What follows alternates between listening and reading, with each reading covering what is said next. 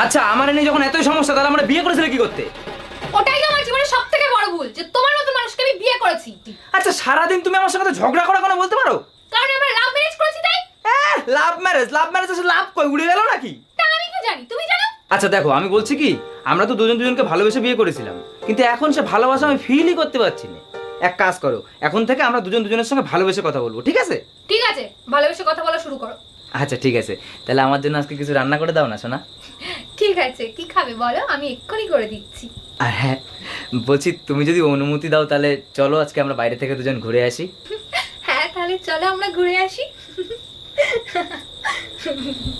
বুঝলাম না, তুমি এত হাসছো কেন? আসলে কি বলো তো, আমরা এরকম অনেকদিন ভালোবেসে কথা বলি না তো, তাই আমার খুব হাসি পাচ্ছে। শোনা, আমি আর এই ভালোবেসে কথা বলতে পারবো না। আরে ভালোবেসে কথা না বলার কি হয়েছে? শোনো না,